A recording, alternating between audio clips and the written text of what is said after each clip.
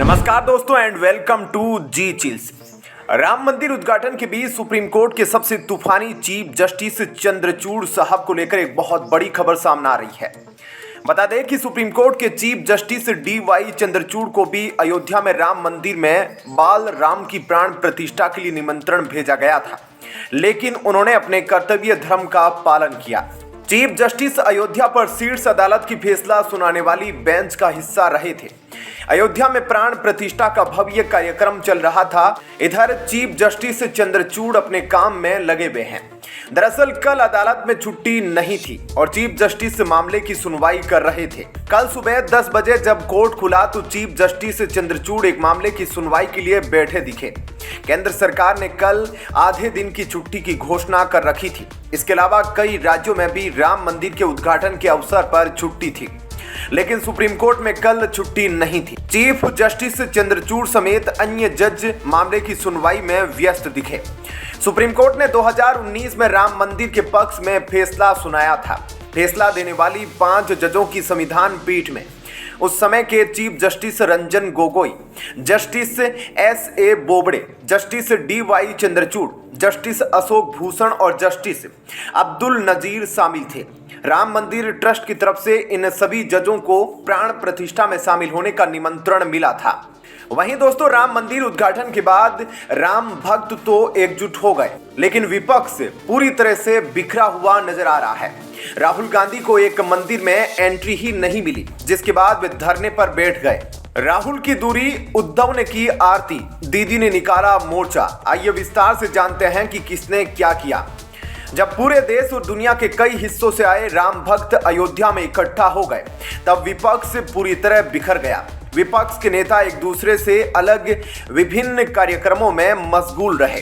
कांग्रेस नेता राहुल गांधी असम के नगांव जिले में वशिष्ठ संत शंकरदेव के जन्म स्थान बोर्डोवा सत्र के बाहर धरने पर बैठ गए। जब उनका काफिला तीर्थ स्थान के रास्ते में पुलिस की बैरिकेड से टकरा गया, राहुल ने रास्ता रोक रहे पुलिसकर्मियों से पूछा, मुझे यहां आमंत्रित किया गया है और अब प्रशासन कह रहा है कि मैं नहीं जा सकता। हाथ जोड़कर पूछता हूं, मेरा क्या अपराध है, मैं क्यों नहीं जा सकता। असम के मुख्यमंत्री हेमंत बिस्वा शर्मा ने राहुल को सलाह दी थी कि अयोध्या के प्राण प्रतिष्ठा समारोह से पहले तक बोर्डोवा सत्र में न जाए।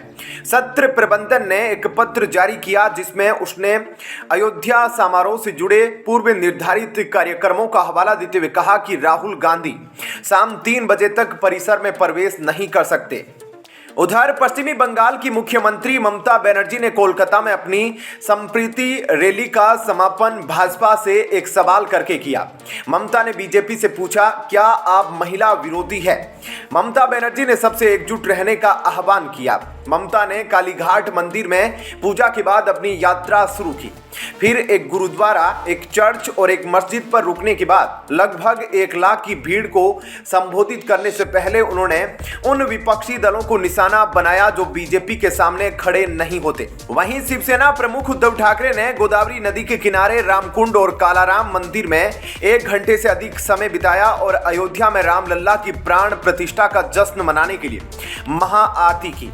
उनकी पत्नी रश्मि, बेटे आदित्य और तेजस के साथ साथ पार्टी के कई नेता उनके साथ दिखे। उधर एनसीपी चीफ शरद पवार समारोह में शामिल नहीं हुए, लेकिन उन्होंने कहा जब भीड़ कम हो जाएगी तो वो मंदिर जाएंगे। यूपी कांग्रेस नेताओं ने अभिषेक के समारोह पर रणनीतिक चुप्पी साध रखी, जबकि आचार्य प्रमोद कृष्णम और पूर्व सांसद निर्मल खत्री समेत पार्टी के कई अन्य नेता समारोह में शामिल हुए। सूत्रों ने बताया कि प्रदेश कांग्रेस अध्यक्ष अजय राय दिन भर वाराणसी के पास अपने गृह नगर में रहे। कांग्रेस नेता कृष्णम ने सोशल मीडिया पर लिखा, यह दिन सनातन धर्म की जीत और भारत के राम राज्य की स्थापना की प्रारंभ है। मुझे इसका हिस्सा बनकर खुशी हो रही है। प्राण प्रतिष्ठा कार्यक्रम का न्योता ठुकराने वाले सपा के राष्ट्रीय अध्यक्ष और यूपी के पूर्व सीएम अखिलेश यादव कार्यक्रम में शामिल तो नहीं हुए, लेकिन एक बयान जारी कर कहा कि उन्हें उम्मीद है कि देश मर्यादा पुरुषोत्तम राम द्वारा परिकल्पित राम राज्य की ओर जाने वाले मार्ग का अनुसरण करेगा। वहीं आरजेडी के संरक्षक लालू प्रसाद भी न्योता मिलने के बाद भी प्राण प्रतिष्ठा कार्यक्रम से दूर रहे। केंद्रीय मंत्री और अमेठी से भाजपा सांसद स्मृति ईरानी ने एक बार फिर कांग्रेस नेता राहुल गांधी पर हमला बोला है। उन्होंने भारत जोड़ो न्याय यात्रा पर निकले पूर्व कांग्रेस अध्यक्ष राहुल गांधी की तुलना बरसाती मेंढक से कर दी। स्मृति ईरानी ने न्याय यात्रा को लेकर मीडिया के सवाल पर तंज कसते हुए कहा कि जब बरसात आती है तो छोटे छोटे मेंढक निकल आते हैं, उसी तरह अब चुनाव आ रहे हैं तो लोग आएंगे और जाएंगे, बरसात जाते ही यह मेंढक गायब हो जाते हैं। बता दें कि कांग्रेस नेता राहुल गांधी ने 14 जनवरी से मणिपुर से भारत जोड़ो न्याय यात्रा की शुरुआत की थी। उनकी यह यात्रा उत्तर प्रदेश से भी गुजरेगी और महाराष्ट्र में खत्म होगी। कांग्रेस के अयोध्या राम मंदिर में प्राण प्रतिष्ठा समारोह में शामिल नहीं होने से संबंधित सवाल पर स्मृति ईरानी ने कहा कि जिनकी जैसी मति है वैसा ही उनका कर्म है। जिन लोगों ने अंधेरे के सिवा कुछ ना दिया हो उनसे और उम्मीद ही क्या की जा सकती है। राम मंदिर को लेकर स्मृति ईरानी ने कहा कि 500 सालों तक राम भक्तों ने जिस धैर्य और मर्यादा का प्रमाण दिया, मैं उनको प्रणाम करती हूँ। राम भक्तों का सपना साकार हो गया है। वहीं प्रधानमंत्री ने इस मौके पर कहा कि यही सही समय है। सही समय है 1000 साल के भारत की नींव रखनी है। पीएम ने चंद्रयान से लेकर स्वदेशी फाइटर जेट तेजस और पहले स्वदेशी एयरक्राफ्ट कैरियर विक्रांत तक का जिक्र किया। बीजेपी का मानना है कि युवा उनके लिए एक बड़ा सपोर्ट बेस है। युवाओं के लिए देश का विकास ही सबसे बड़ा मुद्दा है। 2014 और 2019 के लोकसभा चुनाव में भी बीजेपी को युवाओं का भारी समर्थन मिला था। प्रधानमंत्री मोदी ने विपक्ष पर टिप्पणी की, कहा कि राम मंदिर का निर्माण भारत के सामाजिक सद्भाव का प्रतीक है। उन्होंने इसे ऊर्जा और समाधान का प्रतीक बताया।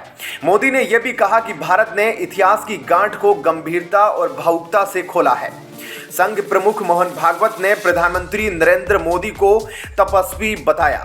साथ ही उन्होंने लोगों को कर्तव्य के बारे में बताते हुए इसका जिक्र भी कर दिया कि सरकार की कई योजनाएं गरीबों को राहत दे रही है। प्राण प्रतिष्ठा के बाद जब संघ प्रमुख मोहन भागवत ये बता रहे थे कि राम राज्य में लोग कैसा व्यवहार करते थे और अब सभी को कैसा व्यवहार करना चाहिए, तो उन्होंने ये भी कहा कि सारे कलह को विदाई देनी होगी। जो छोटे मोटे विवाद रहते हैं उस पर लड़ाई छोड़नी होगी, समन्वय से चलना होगा। संघ पिछले काफी वक्त से इस मिशन पर लगा है। संघ के वरिष्ठ प्रचारकों की एक टीम लगातार मुस्लिम समुदाय के प्रमुख लोगों से मिल रही है और सहमति के बिंदुओं तक पहुंचने की कोशिश कर रही है। संघ के वरिष्ठ प्रचारक ने कहा कि विवाद के बिंदुओं को भूलकर हमें यह देखना चाहिए कि जो हम में सम्मान है। संघ प्रमुख पहले भी कह चुके हैं कि हम सबके पूर्वज सम्मान हैं। आपस में कुछ विवाद हो सकते हैं लेकिन अपनेपन का ख्याल रखना पड़ेगा। दोस्तों, आप नीचे कमेंट में जस्टिस चंद्रचूड़ के कर्तव्य धर्म के बारे में 2 शब्द जरूर लिखें। वीडियो में अंत तक हमारा साथ देने के लिए धन्यवाद। नमस्कार।